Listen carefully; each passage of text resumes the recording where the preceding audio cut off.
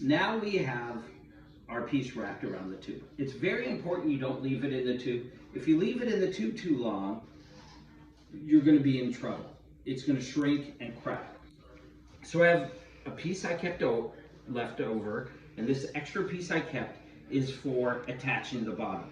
So what I'm going to do, I took a stamp. I like to put hidden things in my piece. Kind of makes it fun. Since I didn't decorate the outside in this piece, I'm going to put something secret on the inside. So I have a cute little buddy stamp, and you might find stuff that you have or your kids.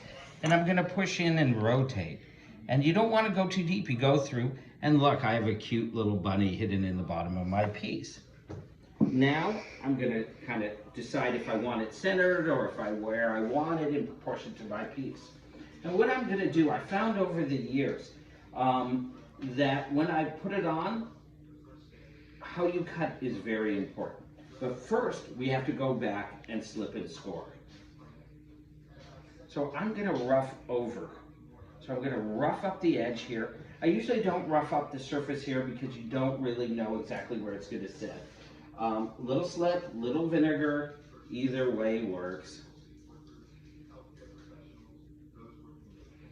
And I'm going to put it on and just lightly press. Now, if you notice, I'm pressing around the tube. I'm just lightly pressing together. Now, if you press on the top and press with the tube, you're going to get a cookie cutter effect. You're not going to be happy. Remember, this sits on a slab. You never want to put it inside. If you put it inside the bottom, it's going to crack. So your slab always goes around, sits on top.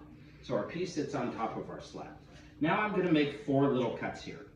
As opposed to making one cut, I found with students over the years, making a couple cuts and then slowly going around is a little easier and a little cleaner.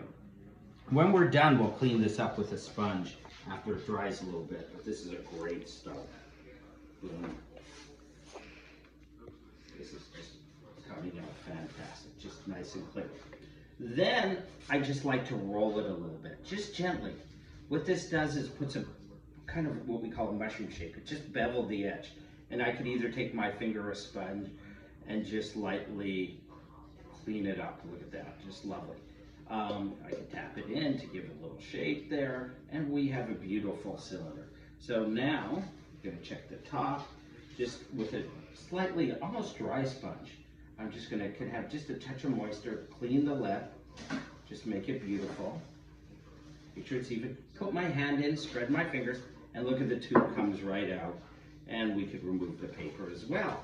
If you want to work on the seam, a lot of times I'll put the cylinder here and just take anything. The back end of my wood knife works great, and a lot of times I'll just come up and make sure the seam is really nice, so you don't get too much of a seam inside. And what we've created is a beautiful cylinder cup. Obviously this one's taller, can be used as a vase or a cup. I always recommend usually a standard cup's roughly about 5 inches, and then remember it shrinks. And you can see the inside is quite lovely. This is ready if you want to put a handle on it, and we'll talk about handles later.